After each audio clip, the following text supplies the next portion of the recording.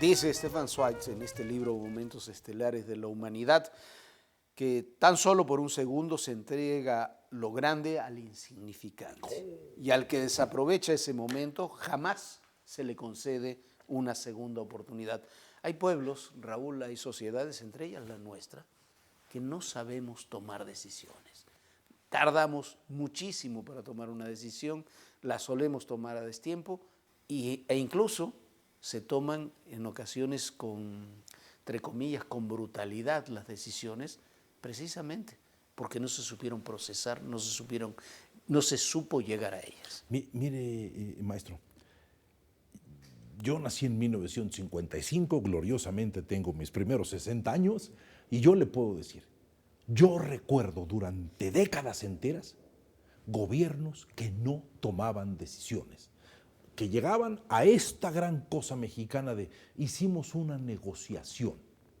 Negociaban con medio mundo, lo cual para mí era postergar los problemas, postergar la crisis de los problemas. Yo creo que a lo mejor con una lógica muy mexicana de al que le truene el cohete, al cabo yo ya no voy a estar, que es algo muy mexicano. La procrastinación, pecado, dice, procrastinar, postergar de manera consciente sabiendo que esa lentitud te es perjudicial.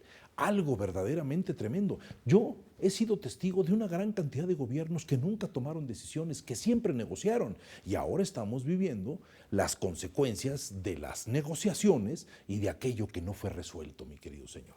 ¿Sí? Y de eso tenemos casos innumerables, ¿no? Estamos hablando ahora en estos días, hemos hablado mucho del tema de la reforma energética, del petróleo. Esta es una reforma que se tendría que haber hecho hace un cuarto de siglo. Si se hubiera hecho hace un cuarto de siglo atrás, ahora estaríamos recibiendo los beneficios. Probablemente van a llegar esos beneficios, pero probablemente cuando comiencen a llegar el petróleo, comenzará a ser también una cosa del pasado. Una cosa, mire, en nombre de la soberanía nacional, ¿qué atrasos hemos tenido? ¿Sí? Pero esta gran frase de Zweig, que es un portento de frase, la grandiosidad se le da solamente por un segundo. Y al que no aprovecha, o sea, yo siempre he dicho, las segundas oportunidades son para los que no aprovecharon la primera. Y el mundo está hecho por los que toman la primera. A ver, Lázaro Cárdenas, si uno lo ve, fue un muy buen presidente, tomó algunas muy buenas decisiones, tuvo errores graves también, en muchos sentidos económicos, en muchos sentidos. Económicamente creo que fue un caos. Claro, pero el gran mérito, la gente lo que le termina reconociendo a Lázaro Cárdenas, que es un hombre de decisiones. Decide apoyar a la República Española y la apoya, decide expulsar a Calles y lo expulsa, decide expropiar el petróleo y lo expropia. Ávila Camacho decide matar a su hermano y lo mata con una sopa de hongos envenenada. Incluso hasta los que han sido muy impopulares en los últimos años, Carlos Salinas de Gortari, es un presidente de decisiones.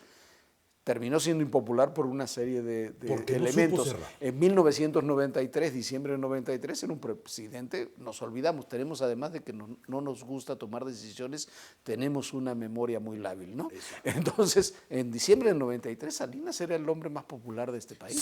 Si el presidente Salinas cierra adecuadamente, tendría estatuas en todos lados, en la importancia del cierre. Y mire, yo quiero poner un ejemplo para que el público lo entienda a nivel histórico. Napoleón, cuando regresa de Elba, cuando Europa se da cuenta de que la fiera, que el Aquiles europeo otra vez está suelto, ¿sí? ¿Qué hacen los ingleses? Mandan al jefe supremo, al gran enemigo, al archirrival, a Wellington, hombre de ideas. Los prusianos sueltan sus ejércitos, todo el mundo se mueve deprisa porque saben que la rapidez es fundamental. No hacer Esto hace exactamente 200 años. Se acaba de cumplir hace unas semanas los 200 años de la batalla de Waterloo. Ahora, ¿qué es lo interesante de eso? Que cuando llega a la batalla de Waterloo, el clima es verdaderamente de película, nublado, lluvias, los cañones se hundían, todo era un esfuerzo sobrehumano. Y el día antes de la batalla, lo que es una gran representación teatral es cuando Napoleón en su caballo pasa lista a todo el ejército y dicen que es un momento memorable de gritos, de amor, de lucha, de confianza. ¿Qué sucede con Napoleón? Sabe que está Wellington. ataca a los prusianos, se va sobre los prusianos salen corriendo y entonces viene el gran error de Napoleón. Confía en un mariscal que no tenía experiencia en el campo de batalla, un mariscal hecho en la academia, que fue subiendo de rango por ser director de varios institutos, pero no era un hombre preparado para la batalla. Era un hombre bueno, honrado, pero un militar mediocre. Le encarga al mariscal Grouchy que salga persiguiendo a los prusianos. Van con él Van Damme y otras personas más. Ellos van persiguiendo a los prusianos. La orden de Grouchy es acaba con los prusianos. Una noche después, Van Damme agarra, se pega al piso y dice, hay vibraciones, hay cosas, y voltea y dice, Bonaparte, Napoleón, ya se está enfrentando. Claro, Napoleón aventó como 15, 14 ataques de frente que los ingleses lograron repeler y le dicen, regresemos, tenemos que ayudar a Napoleón. Y el Grouchy dice, déjenme pensarlo. Media hora después dice, mis órdenes son perseguir a los prusianos, no puedo dejar de obedecer mis órdenes.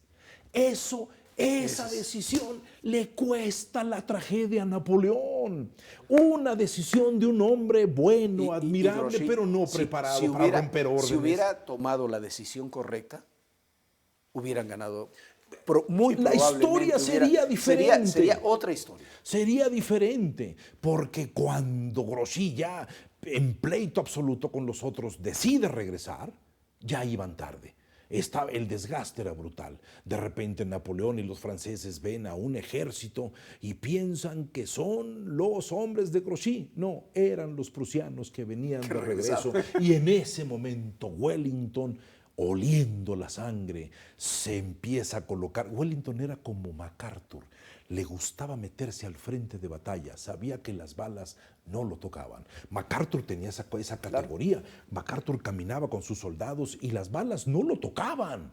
En el frente de batalla, Wellington era muy parecido. Y Wellington solamente veía a Napoleón y lo terrible para el gran Bonaparte, un hombre verdaderamente notable, brillante, con frases verdaderamente notables. Y una estratega militar fantástico. Tuvo que salir corriendo en una retirada vergonzosa, producto de alguien que no supo decidir.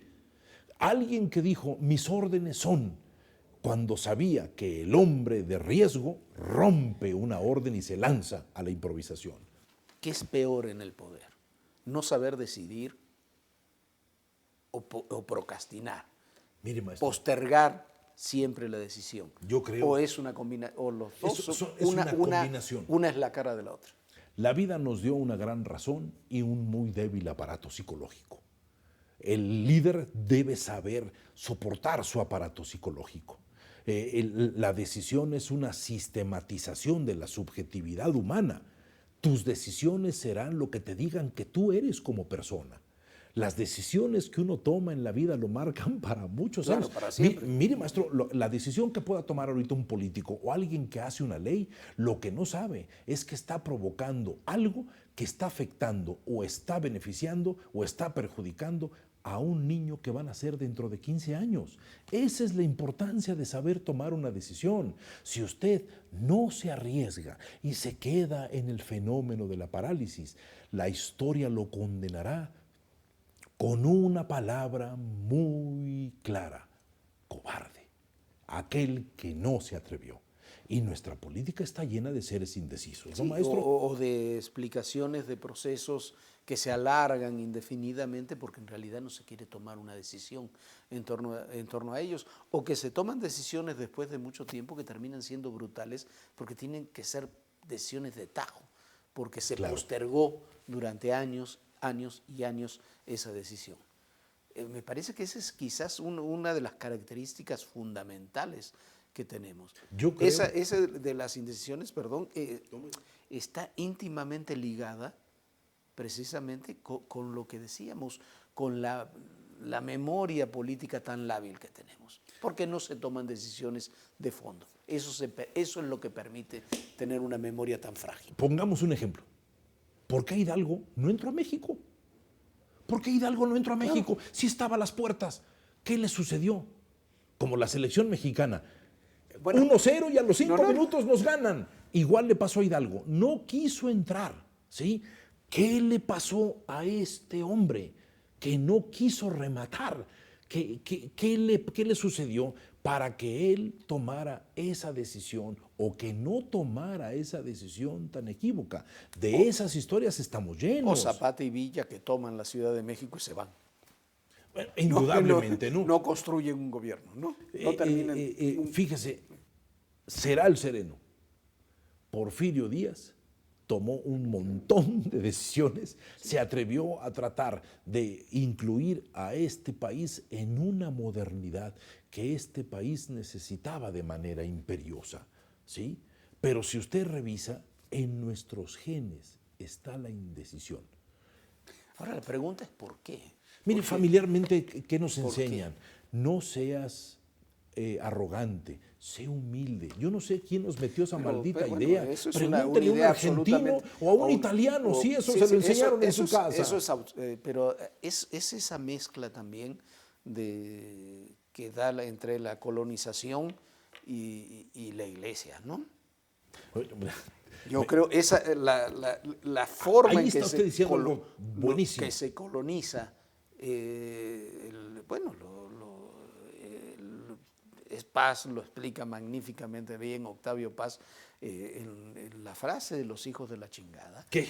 Es sensacional. Es el reflejo de eso. No, maestro, la frase de Paz, cuando el mexicano se expresa, se oculta.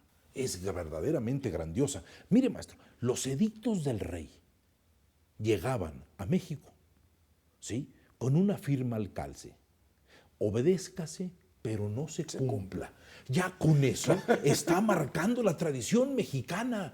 Nadie cumple, nadie obedece, ¿sí? Eso lo provocó, aunque me critiquen, el desorden español en este país, el desorden español. Villalpando, que es un brillante historiador, es un hombre muy talentoso, este hombre Villalpando, habla sobre la creación de los fueros aquí en México provocado por los españoles. La venta de oficios ya empieza en 1500, provocado por la lejanía de España y porque el rey temía equivocarse porque no fuera Dios a castigarlo, ¿sí me explico? Obedézcase, pero no se cumpla. Ahí, en ese siglo XVI, se colocan cosas del desorden español que nos pegan de manera verdaderamente brutal. ¿Sí? Y eso va de la mano también con otra característica, que es el desprecio a la ley. El desprecio a la ley. El poco respeto que tenemos, el desprecio, ¿verdad? En ocasiones, a ver, hemos tenido muchos eventos en los últimos días, en los últimos años, donde la opinión pública dice, bueno, sí, se cumplió la ley, pero se tendría que haber actuado igual. Esa idea que se tiene de que la ley no importa, de lo que importa son las acciones de los hombres. Y la verdad no es así. Esa es la diferencia con otros sistemas políticos, con otros países que sí funcionan, es que se aplican las leyes. Hay una frase que yo uso mucho, me gusta mucho, que dice, los sistemas que funcionan son los que tienen leyes laxas que se aplican de forma estricta. Los sistemas que no funcionan son los sistemas como el nuestro, duros, que tienen leyes estrictas que se aplican de forma laxa. Exacto, ¿no? Porque tenemos leyes que son durísimas. La historia universal es la historia de las grandes decisiones, del que se atrevió, ¿sí? Lo que hizo un Churchill al decidir de alguna manera y decir lo que hizo Aníbal, lo que hizo Aníbal con los persas, lo que hizo Mehmed con Constantinopla, de decir tengo que tomar Constantinopla, lo que lo hicieron los españoles que quemaron los barcos y dijeron nos quedamos.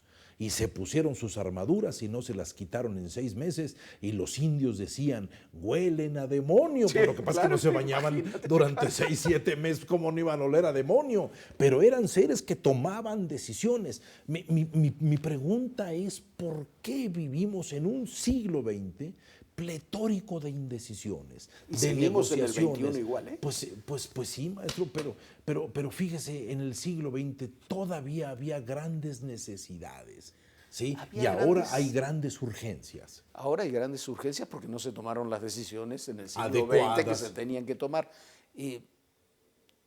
La diferencia es que ahora la toma de decisiones tiene que ser mucho más rápida. porque como avanza la tecnología, la sociedad, cómo se transforma, no tienes el tiempo para tomar esas decisiones que hubieras podido tener en el pasado. Si antes en el pasado podías decir, bueno, esto, el aeropuerto, lo postergamos, si hubiera sido en los años 50, lo puedes postergar, 10, 20 años, no pasa nada. Ahora, cada año que pasa, el no tener un aeropuerto, por ejemplo, en la Ciudad de México, es un desastre. Catástrofe.